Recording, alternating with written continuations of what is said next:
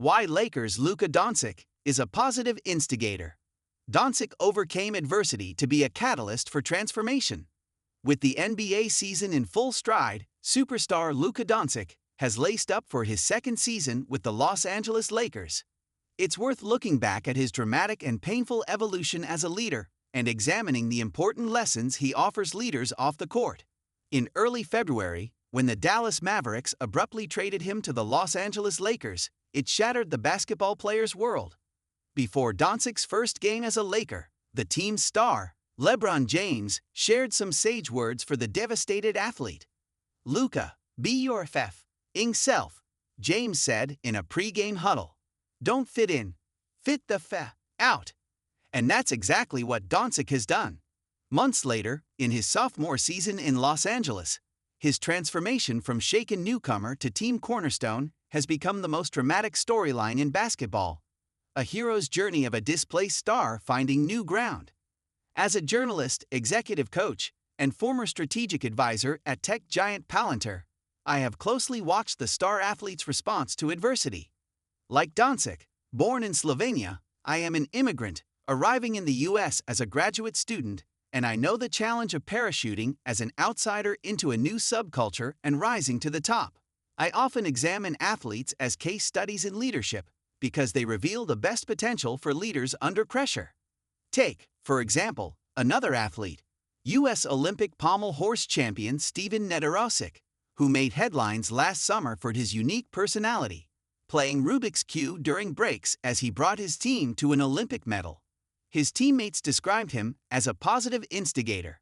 As a leadership coach, the term struck me as the perfect way to describe people who act as catalysts for meaningful transformation, leading me to create a new coaching program called the Positive Instigation Coaching Program.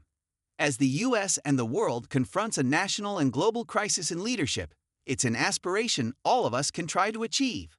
Positive leadership. Dončić and Nedorosik exemplify so many of the traits that psychologists Marcel Meyer, Dulce M. Redden, and Armenio Rigo have identified as part of a positive leadership action framework. I see the traits in my tech founder clients, who invariably go through a valley of death when they don't have funding or product market fit and are just a hair's breadth away from failure, often, like Dončić, for reasons beyond their control. The ones who survive and thrive exhibit the strength to rise above the crisis, pivot on a dime, and above all, be humble enough to learn from the adversity.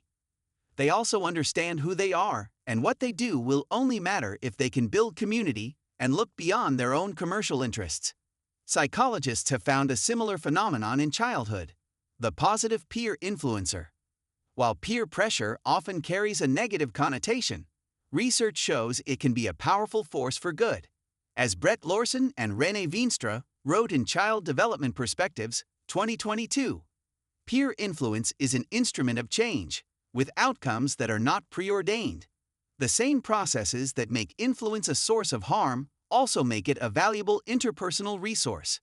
Studies confirm that children surrounded by peers with strong interpersonal or social skills often improve their own. One study in Early Childhood Research Quarterly found value-added effects of peer abilities on gains in cognitive, pre-reading, and expressive language skills in preschool settings. Positive peer environments also nurture emotional well-being. A 2024 review in Frontiers in Psychology concluded that peer acceptance, or being liked and having friends, are crucial to the individual's adjustment and overall well-being. Give back to the community. Earlier this year, Dončić admitted to ESPN that he threw his iPhone upon hearing the news of his trade, cracking the screen. But over many months, amid reports that he was traded for being undisciplined about his work ethic, Dončić proved that he could work hard to overcome some of his failings, navigating adversity with grit and giving back to his new community.